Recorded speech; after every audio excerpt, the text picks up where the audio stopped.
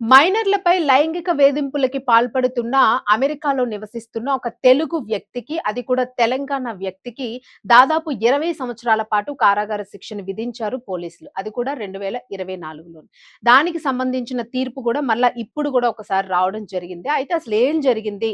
లైంగిక వేధింపులు అంటే ఏ రకమైన లైంగిక వేధింపులకి పాల్పడ్డాడు? కొన్ని కొన్ని సార్లు మనకి భారతీయ వ్యక్తులు అమెరికాలో ఉండేటప్పుడు ఏమి చెయ్యకపోయినా గూడా కొన్ని కేసుల్లోని ఇరికిస్తూ ఉంటారు. సో, అట్లా గాకుండా నిజంగానే ఇతడు నేర ప్రవృత్తి ఉంది అని జెప్పేసి ఇప్పుడు హైయెస్ట్ క్రైమ్ లిస్ట్‌లోని ఇట్లాంటి సెక్సువల్ అబ్యూజింగు అలాగే మన దగ్గరంటే పోక్సో కేస్ అని అంటూ ఉంటాం. సో, ఇట్లాంటి వేధింపులు చేస్తున్న కారణంగా అక్కడున్న చట్టాల ప్రకారము అక్కడ అమెరికా స్థానిక కోర్టు అతనికి జైలు శిక్షని విధించడం జరిగింది.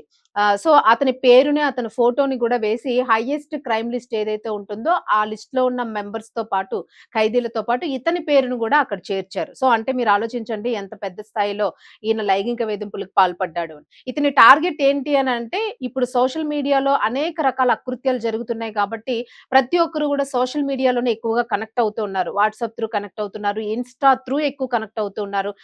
గతంలో మనకి ఫేస్‌బుక్ త్రూ గూడా కనెక్ట్ అయ్యేవాళ్ళు. సో, ముఖ్యంగా ఇన్‌స్టా వచ్చిన తర్వాత ఇది మరింత పెరిగిందని అనుకోవచ్చు. సో, ఈ రకంగాను సోషల్ మీడియాలోనే వాళ్ళకి రిక్వెస్ట్‌లు పెట్టడము, వాళ్ళు ఇప్పుడు మనం చూస్తూ ఉన్నాం. ప్రతి ఒక్కరి దగ్గర గూడా మొబైల్ ఫోన్స్ ఉంటూ ఉన్నాయి పిల్లల దగ్గర. సో, ఇందులో ఈ క్రైమ్‌లో ఇతను పాల్పడ్డ లైంగికంగా వేధించిన పిల్లలందరూ గూడా మైనర్‌లు 11-18 ఏళ్ల లోపు ఉన్న పిల్లలు మాత్రమే దీనిలో ఎక్కువగా ఉన్నారు అనైతే ఇక్కడ తెలుస్తూ ఉంది.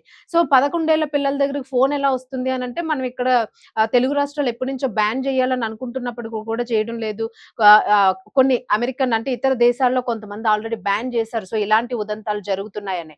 సోషల్ మీడియాలో వాళ్ళకి ఫ్రెండ్ రిక్వెస్ట్‌లు పెట్టడము, ఫ్రెండ్ రిక్వెస్ట్ ఓకే చేసిన తర్వాత వాళ్ళతో ఫ్రెండ్‌షిప్ చేయడము, తర్వాత వాళ్ళని సరదాగా కలవాలని కలవడము, తర్వాత లైంగికంగా వాళ్ళని వేధించడము, దాన్ని ఫోటోల్లో సరదాగా తీసుకున్నట్టుగా తెలియకుండా కొన్ని ఫోటోలు, తెలిసి కొన్ని ఫోటోలు తీయడము, వాటితోని ఆ పిల్లల్ని చిన్న 11, 12, 13 ఏళ్ళు ఇట్లా ఉన్న మైనర్ పిల్లలు బాలికల్ని వేధించడము, మీరు మరలా నాకు లొంగకపోతే ఈ ఫోటోల్ని నేను వైరల్ చేస్తాను, సోషల్ మీడియాలో విడుదల చేస్తాను, లేదు మీ పేరెంట్స్‌కి చూపిస్తాను, లేదంటే మీ ఫ్రెండ్స్ అందరికి నేను స్ప్రెడ్ చేస్తాను అని భయపెట్టి మరలా వాళ్ళని పదే పదే లొంగదీసుకోవడము. సో, ఇలా చేయడంతోని ఎంతమంది మరి మోసపోయారనేది మనకు ఒక ఫైనల్ లిస్ట్ అయితే లేదు. బట్ దీనిలోని మాత్రము ఒక బాలికకి సంబంధించిన పేరెంట్స్ మాత్రము పోలీసుల్ని అప్రోచ్ అయ్యారు. సో, ఇలా జరిగింది అని కేసు నమోదు చేశారు.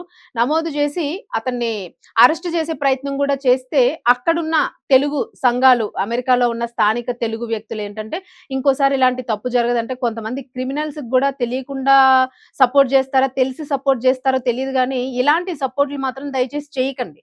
సో, అలాంటి సపోర్ట్‌తోని అతన్ని తప్పించే ప్రయత్నం చేశారు దాని నుంచిను. అక్కడున్న ఆయనకి సంబంధించిన వ్యక్తులు మొత్తానికి ఏదో ఒక కొన్ని కమ్యూనిటీస్ ఏర్పడుతూ ఉన్నాయి అమెరికాలో గూడా. అక్కడున్నవారు అలాగే తెలంగాణ స్టేట్‌లో ఆయన ఖమ్మం జిల్లాకు చెందిన వ్యక్తి. అతని పేరు ఫనీ. ఇప్పుడు 52 సంవత్సరాలు ఆయనకి. సో, ఆ వ్యక్తికి ఇక్కడున్న తెలుగు వారి నుంచి కూడా కొంత మద్దతొచ్చి అతని మీద కేస్ ఫైల్ చేయొద్దు అది అని దాన్ని ఆపడానికి ప్రయత్నం చేశారు. అయినా గూడా అది ఆగలేదు. సో, ఆగకుండా ఉండడంతోని ఆయనకి ఎప్పటికైనా అరెస్ట్ చేస్తారు, కేసు ముదురుతోందన్న టైంకి ఆయన ఏం చేశాడంటే, అమెరికా నుంచి పారిపోయి ఇండియాకొచ్చేసాడు. ఇండియాకొచ్చేసి చాన్నాళ్ళు ఇక్కడే తలదాచుకున్నాడు.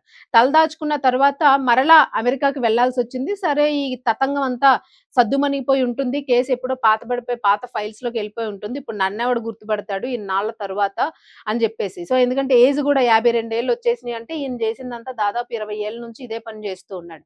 సో, ఎవరు గుర్తుపడతారని ఒక బ్లైండ్ దీంతోని ఆయన మరలా అమెరికాకు వెళ్ళడం జరిగింది. సో, ఆయనొచ్చాడు అన్న విషయం అక్కడ అమెరికన్ గవర్నమెంట్ క్యాప్చర్ చేయడం జరిగింది. మరలా అతని మీద పలానా కేసుంది అని పోలీసులకి తెలిసింది. తెలిసిన తర్వాత వెంటనే ఆయన్ని అదుపులోకి తీసుకొని అరెస్ట్ కూడా చేశారు. ప్రస్తుతానికి జైలు శిక్షనైతే విధించారతనికి.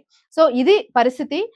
ఈ కేసులోని ఆయన్ని పూర్తిగా దోషిగా ప్రకటిస్తూ, ఆయన లైంగిక చర్యలకి పాల్పడుతున్నాడని ప్రకటిస్తూ, ఆయన జైలు శిక్షను ప్రకటిస్తూ, ఆయన ఫోటోని, పోస్టర్‌ని ప్రమాదకరమైన వ్యక్తి అని జెప్పేసి ప్రకటించడం జరిగింది. సో, ఇలాంటి వాళ్ళని నిజంగానే ఎట్టి పరిస్థితుల్లోనూ విడిచిపెట్టకూడదు. అయితే ఇతన్ని ఒక క్వెషన్ అడిగింది కోర్టు.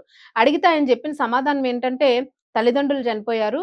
నేను మద్యానికి బానిసని. నాకు మానసిక పరిస్థితి బాగోదు అని జెప్పాడు. సో, ఇవన్నీ తప్పించుకోవడానికి. కోర్ట్ ఇవేవి నమ్మలేదు. మానసిక పరిస్థితి బాగోకపోతే నువ్వు ఇంత ప్రీ ప్లాన్డ్‌గా సోషల్ మీడియాని వాడుకుని అమ్మాయిల్ని ఈ రకంగా ప్రతిరోజు గూడా కొన్ని సంవత్సరాల పాటు టార్చర్ జేసి అంత నాలెడ్జ్ ఉండదు.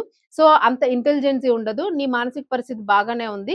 అండ్ తల్లిదండ్రులు లేరు. దానివల్లే మానసిక పరిస్థితి పాడయింది అని అనుకునేటప్పుడు ఇంకేదైనా రావాలి తప్ప అమ్మాయిల్ని చేర్చాలన్న ఆలోచన ఎలా వస్తుంది? సో, ఇవన్నీ గూడా కోర్టు వాదించింది. వాదించి అతనికైతే శిక్ష వేయడం జరిగింది. సో, ఈ రకంగా తప్పించుకునే ప్రయత్నం గూడా చేస్తారు ఇలాంటి నేరస్తులు. సో, ఈ వీడియో మొత్తానికి దేనికంటే దయచేసి సోషల్ మీడియాలోని ఆడపిల్లలు లేదా మగపిల్లలు, మీ పిల్లలు ఏం జేస్తున్నారు అనేది మాత్రం మీరొక్కసారి దయచేసి వాళ్ళ అకౌంట్స్‌ని చెక్ చేయండి. వాళ్ళ పెళ్ళిళ్ళయ్యి, వాళ్ళు సెటిలయ్యే వరకు మీ భద్రత మీదే బాధ్యత.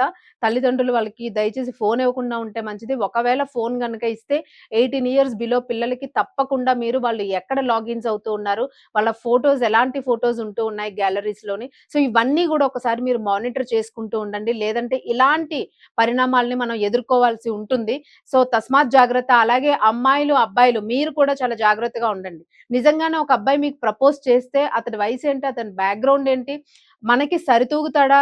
లేదు ఇతను పర్సనల్‌గా మన ఫోటోస్ పర్వాలేదని తీసుకుంటున్నాడా? లేతే ఇంటిమేట్ చేస్తున్నాడా?